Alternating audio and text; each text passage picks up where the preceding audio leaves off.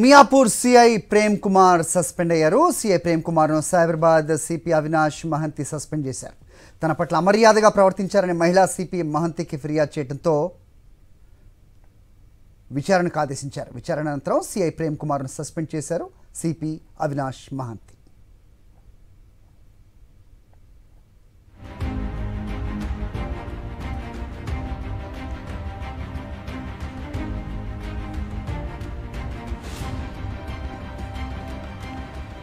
Miyapur CI Prem Kumar suspend అయ్యారు. CI Prem కుమార్ను Cyberabad CP Avinash Mohanty suspend చేశారు.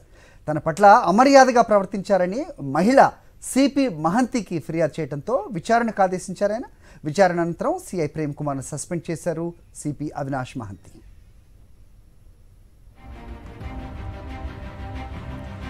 ఘటనపై మరిన్ని అప్డేట్స్ మా కరెస్పాండెంట్ వాసు మరిన్ని వివరాలు ఇస్తారు.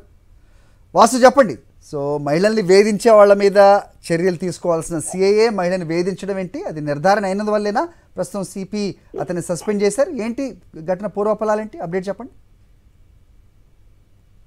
విధి నిర్వహణలో నిర్లక్ష్యం కావచ్చు, మహిళల పట్ల కంప్లైంట్ల పట్ల అమర్యాదగా ప్రవర్తిస్తే కఠిన చర్యలు తప్పవని మరోసారి హైదరాబాద్ సిపి అవినాష్ మహంతి రుజువు చేశారు. దీనికి సంబంధించి మియాపూర్ సిఐ క్రితమే ప్రేమ్ కుమార్ సస్పెండ్ చేస్తూ ఆదేశాలు జారీ చేశారు. ఒక మహిళ తన భర్తకు సంబంధించినటువంటి గొడవ వివాదంలో ఫిర్యాదు చేసేందుకు పోలీస్ స్టేషన్కి వస్తే ఆమె పట్ల అమర్యాదగా అనుచితంగా ప్రవర్తించినట్టుగా ఆమె ఫిర్యాదు చేసింది. ఆ ఫిర్యాదు పైన స్వయంగా దర్యాప్తు చేస్తున్నటువంటి అవినాష్ మహంతి అది రుజువని తేలడంతో ఈ రోజు సస్పెన్షన్ వేటు వేశారు. గతంలో కూడా అతనిపైన ఆరోపణలు ఉన్నాయి. అవినీతికి సంబంధించి కావచ్చు, ఆ ఫిర్యాదుల పట్ల సక్రమంగా వ్యవహరించకపోవచ్చు, విధి నిర్వహణలో సరిగా ఉండకపోవచ్చు, ఇవన్నీ కూడా ఉన్నప్పటికీ ఈ రోజు ఒక మహిళ నేరుగా సీపీని కలిసి ఫిర్యాదు చేసిన నేపథ్యంలో దర్యాప్తు చేశారు. మనం చూస్తున్నాం రీసెంట్ గా సైబరాబాద్ రాచకొండ కమిషనర్ల పరిధిలో వరుస సస్పెండ్ల పర్వం కొనసాగుతా ఉంది. ఎవరైతే విధి నిర్వహణలో నిర్లక్ష్యంగా వ్యవహరిస్తా ఉన్నారో, ఎవరైతే అమర్యాదగా ప్రవర్తిస్తున్నారో వాళ్ళ పట్ల చర్యలు మాత్రం స్పష్టంగా కనిపిస్తుంది. మనం చూసాం పంజాగుట్ట ఘటనలో కూడా ఒక సిఐ దుర్గారావు అరెస్ట్ అయ్యాడు. కుకట్పల్లిలో కూడా సస్పెండ్ అయిన పరిస్థితి, యాక్సిడెంట్ కి సంబంధించినటువంటి తీరు, పటాన్ చెరువు సిఐ సస్పెండ్, ఇలా వరుసగా కూడా మన రీసెంట్ గా ఒక హత్య కేసులో సరిగ్గా ఇన్వెస్టిగేషన్ చేయలేదని చెప్పి కూడా ఏసీపీ సిఐ చేస్తే ముగ్గురిని సస్పెండ్ చేసిన తీరు. అంటే ఖచ్చితంగా పోలీస్ అధికారులు అయితే ఒక ఇంటిమేట్ చేస్తా ఉన్నారు. కింది స్థాయి ఉద్యోగులకు, మొత్తం రాష్ట్ర స్థాయి ఉన్నటువంటి పోలీస్ సిబ్బందికి హెచ్చరికలు తయారు చేస్తారు. ఎవరైతే సక్రమంగా విధులు నిర్వహించట్లేదో, అవినీతికి అక్రమాలకు పాల్పడుతూ ఉంటారో వాళ్ళపైన చర్యలు తప్పవని మాత్రం ప్రస్తుతం అవినాష్ మహంతి వరస సస్పెండ్లతో కూడా సంచలనంగా మారాడు. కొత్తకోట శ్రీనివాసరెడ్డి మనం చూసాం పంజాగుట్ట పోలీస్ స్టేషన్ దాదాపు ఇన్స్పెక్టర్ సహా మిగతా సిబ్బంది 86 మందిని కూడా బదిలీ చేస్తూ ఆదేశాలు జారీ చేశారు.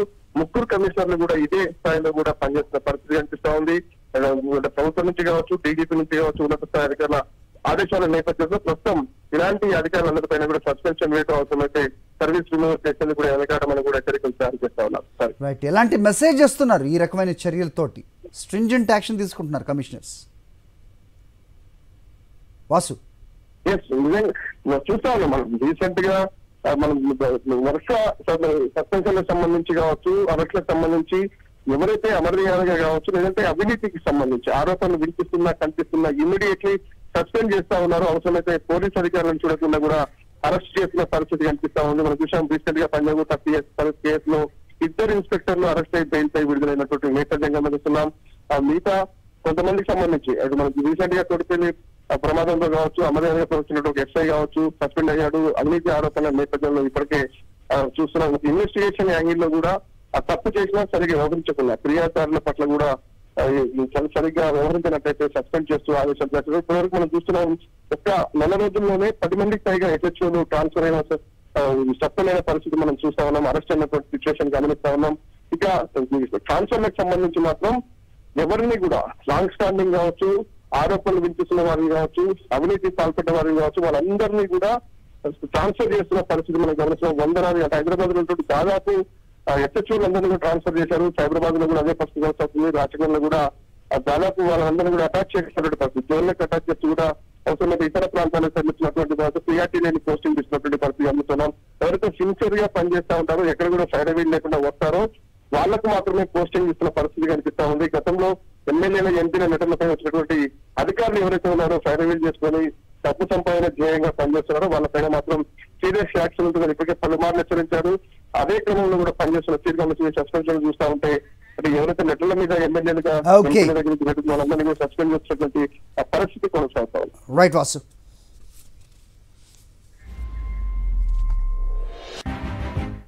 హైదరాబాద్ శివార్లోని శంషాబాద్ పరిధిలో నిషేధిత ఇంజెక్షన్స్ ను అమ్ముతున్న ఇద్దరు వ్యక్తులను ఎస్ఓటీ పోలీసులు అరెస్ట్ చేశారు.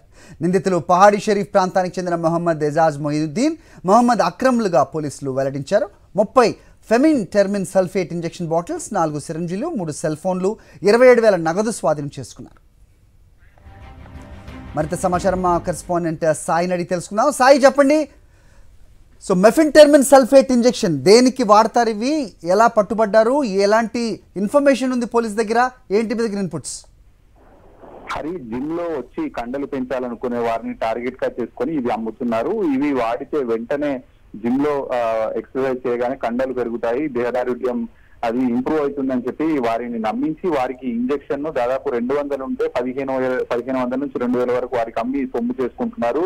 పహాడీ షరీఫ్ ప్రాంతానికి చెందిన మొయినుద్దీన్, మహమ్మద్ అక్రమ్లు వీరు నిత్యం జిమ్ చేసే అలవాటు వీరికి ఉండేదైతే వీరు అక్కడ వచ్చిన వారందరినీ కూడా ఫ్రెండ్షిప్ చేసుకొని వారికి వీటిని అమ్ముతున్నారు. అయితే నిన్న శంషాబాద్ మండలం సంగిగూడ చౌరస్తా వద్ద ఈ ఇంజెక్షన్లు అమ్ముతుండగా కూడా వారిపైన ఇప్పటికే కంప్లైంట్లు వచ్చాయి. సో వారిపైన నిఘా పెట్టినటువంటి పోలీసులు వారిని అరెస్ట్ చేశారు. వారి దగ్గర నుంచి 4 సిరంజీలు, 3 సెల్ ఫోన్లు, 27,000 నగదు స్వాధీనం చేసుకున్నారు. ఇలాంటి నిషేధిత ఇంజెక్షన్లు వాడకూడదని ఇప్పటికే పోలీసులు హెచ్చరికలు జారీ ఉన్నారు. అయితే జిమ్లలో స్టెరాయిడ్స్ ఇట్లాంటివి ఎక్కువగా వాడుతున్నటువంటి వచ్చిన సమాచారం మేరకు వీరి పైన నిఘా ఉంచి వీరిని అరెస్ట్ చేశారు.